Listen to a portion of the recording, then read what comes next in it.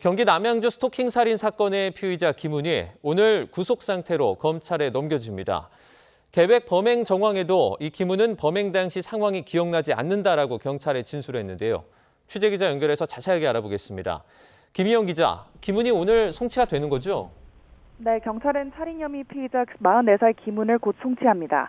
범행 9일 만이자 도주 우려로 구속된 지 6일 만입니다. 김은은 지난 14일 오전 9시쯤 경기 남양주시 오남읍에서 과거 교제했던 20대 여성을 살해한 혐의를 받고 있습니다.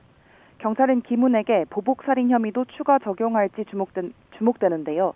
앞서 김은은 피해자 지인에 접촉해 자신을 고소한 사건과 관련해 피해자를 회유해달라고 요구한 것으로 파악됐습니다. 경찰은 이 같은 정황을 바탕으로 피해자가 자신을 신고한 데에 불만을 품고 범행을 저지른 것으로 보고 수사해왔습니다. 네, 김은은 앞서 두 차례의 경찰 조사에서 뭐라고 진술했습니까? 네, 김은은 관계 회복을 위해 피해자를 찾아갔다면서도 범행 당시 상황은 기억나지 않는다고 진술한 것으로 파악됐습니다. 그런데 곳곳에서 계획 범행 정황이 드러났습니다.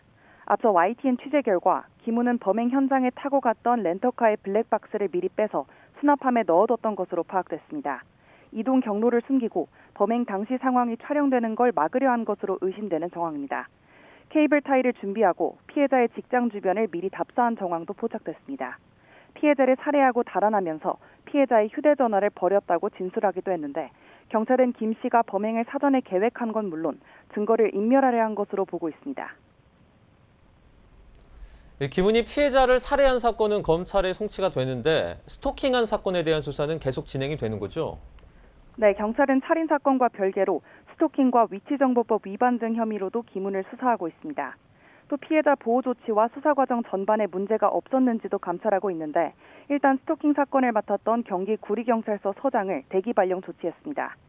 그동안 피해자의 이딴 신고에도 김은 위치를 추적할 수 있는 잠정 조치를 신청하지 않은 데 대해 경찰은 법원의 결정률이 상대적으로 낮아 해당 조치를 건너뛰고 더 강력한 구금 조치를 신청하려 했다는 취지로 해명했는데요.